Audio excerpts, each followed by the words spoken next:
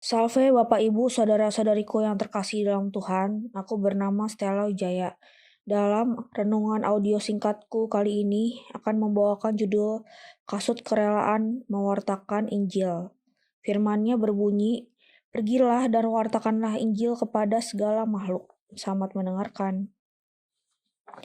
Ada seorang yang berkata lebih banyak bertindak daripada berbicara, bukankah harusnya demikian? Tetapi setelah aku pikir-pikir lagi, berbicara membawakan renungan audio pada saat ini adalah teknik pewartaan yang bisa aku handle.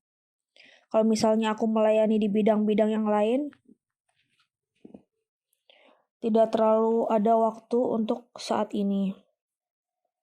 Dalam pembelajaran sehari-harinya aku mewartakan Injil itu seperti apa? Bisa menambahkan level perlengkapan rohani. Salah satu perlengkapan rohani di Efesus 6 itu salah satunya kasut kerelaan mewartakan Injil ya. Dari spiritualitas spiritualitas Santo Mikael yang aku pelajari, mewartakan Injil di dunia roh itu seorang prajurit yang mewartakan Injil di dunia roh baru dianggap kalau misalnya mewartakan Yesus adalah Tuhan dan Juru Selamat dunia. Itu baru dianggap di dunia roh sebagai seorang prajurit. Jadi seorang prajurit yang mengutarakannya tidak malu terhadap fakta dan kebenaran hal itu. Yesus yang menebus dosa manusia lewat wafatnya di kayu salib. Tuhan Yesus itu bukannya nabi, bukannya manusia biasa. Yesus pernah menjadi manusia, itu aslinya Allah Putra, pribadi Tuhan yang kedua. Ya.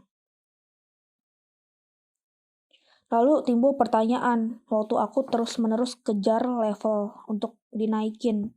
Seberapa banyak jumlah orang yang aku harus wartakan Injil untuk supaya kakiku lebih mendingan terbebas dari serangan musuh. Atau supaya defense-ku lebih menguat lagi. Supaya tubuh rohani aku, bagian kakinya juga tidak terkena apa-apa. Malaikat Mikael pernah berkata kepadaku, maksudnya Santo Mikael pernah berkata melalui perantaraanku, tidak ada pilihan lain selain menaikkan level iman. Itu kan perisai iman. Perisai iman perlengkapan rohani juga. Tapi kalau misalnya kasut kerelaan mewartakan Injil itu kan salah satu perlengkapan rohani.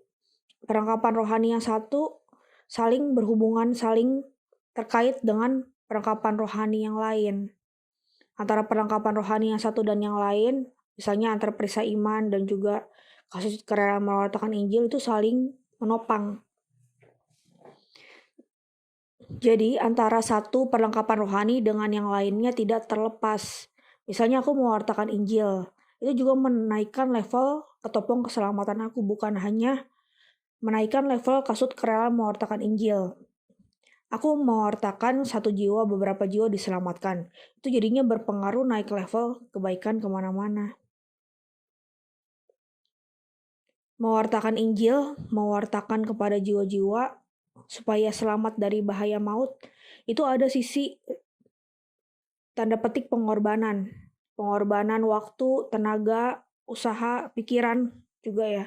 Misalnya meluangkan waktu memikirkan untuk membuat renungan ini, itu juga salah satu tindakan amal kasih. Aku juga harus bersedia menyediakan waktu. Karena aku maunya maju terus untuk menaikkan level. Tapi kalau ketika aku menolong orang untuk rosario pembebasan, aku sejenak berhenti dari mengejar level aku untuk doain rosario pembebasan ke prajurit aku. Aku akan berhenti sementara dulu. Mungkin agak mundur sedikit levelnya aku. Bukannya karena apa jadi agak ketinggalan ngejar levelnya dari prajurit yang lain. Tapi harusnya diimbangi gitu sih. Karena perhatian juga dalam menolong prajurit yang lain kalau ada waktu penting juga, nggak bisa egois untuk diri sendiri aja. Dan juga ada timbul pertanyaan berikutnya, yaitu dari mana Tuhan Yesus bisa berkenan? Maksudnya apakah Tuhan Yesus berkenan terhadap pewartakan Injil kita?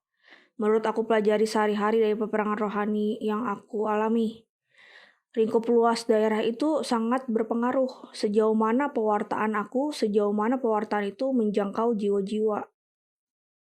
Dari segi itu bukan berarti prinsip untung rugi ataupun seperti bisnis. Jadi hubungan manusia dengan Tuhan bukan seperti prinsip untung rugi atau bisnis atau nominal. Kalau berapa jiwa yang sudah kuwartakan naik levelnya angkanya jadi berapa poin gitu, nggak kayak begitu. Sebenarnya berjuang untuk maksud kepentingan Tuhan, untuk segala kebaikan di bawah bimbingan malaikat Mikael juga. Itu dilandasi dengan niat dan tekad yang tulus, motivasinya tulus, dengan kasih agape, dengan tahu visi misi maksudnya apa, nilai maksud perjuangannya itu apa. Itu ada rasa perkenanan Tuhannya juga. Dengan rasa peduli menyelamatkan jiwa-jiwa, peduli dan simpati menyelamatkan jiwa sesama.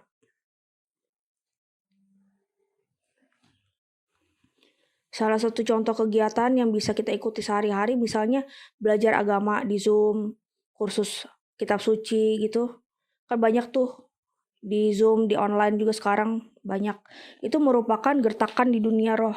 Sebagai seorang prajurit itu merupakan gertakan di dunia roh.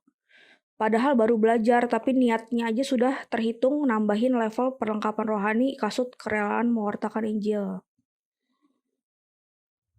Tuhan juga kan maha tahu. Jadinya udah dipersiapin sama Tuhan untuk langkah-langkah selanjutnya. Dia mau jadi apa. Peluang-peluangnya di tingkap langitnya terbuka karena dia belajar, dia mau berusaha. Bukan cuma belajar sehari-hari dengan kemampuan manusia biasa, tapi belajar dari sumber-sumber yang terpercaya. Kan kalau yang ditetapkan oleh gereja Katolik tuh dari KAJ, di bawah naungan KAJ udah banyak ya, salah satunya dari KPKS juga. Kursus pendidikan kitab suci Santo Paulus ya. Ketika waktu dulu aku bingung, banyak banget hal yang belum aku ketahui dari segi pembelajaran dan juga banyak hal yang ketinggalan. Maksudnya belajar pengetahuan juga kurang. Segala sesuatunya misalnya ngapal-ngapalin firman belum gitu ya. Yang belum aku ketahui banyak sekali. Terus udah gitu pasukan rohku yang terdiri dari segala makhluk di alam roh bergaung kepadaku bilang bisa dicicil belajarnya bisa dicicil. Akhirnya aku pakai firman khususan sehari cukup untuk sehari.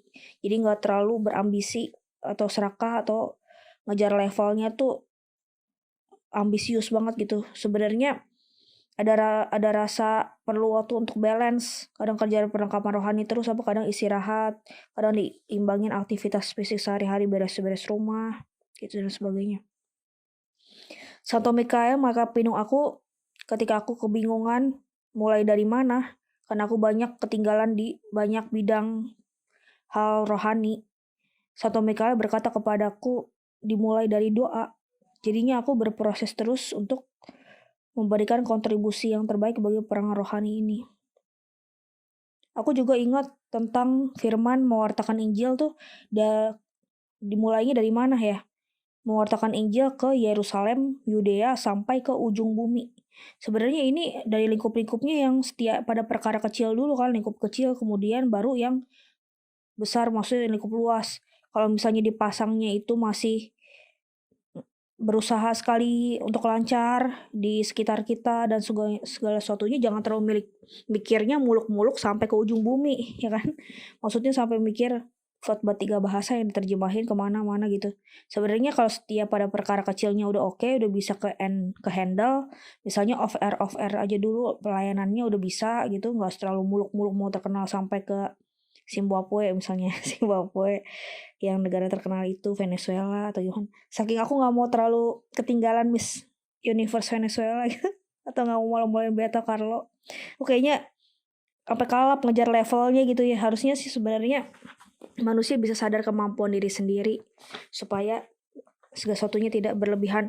Karena mengejar hal rohani itu sebisanya, sekuatnya, walaupun agak push terus bikin aja selalu berusaha lebih, tapi nggak berlebihan, karena segala sesuatu yang berlebihan itu tidak baik, termasuk dari mengejar level hal-hal rohani. Perjuangan segala sesuatunya kan tidak mudah, jadi harus sabar, pelan, bertahap. Kan arah langkahnya juga udah jelas, udah kemana gitu. Jadinya kalau ada sesama atau misalnya keluarga, siapa yang perlu ditolong, lagi mau curhat, minta saran ke kita terhadap masalah sehari-hari, ya kita tanggapin dulu, karena kita menolong Tuhan juga dalam diri dia, ya kan? Ya, terima kasih banyak sudah mendengarkan renungan audio aku. Sampai jumpa di episode selanjutnya. Tuhan memberkati kita semua. Amin.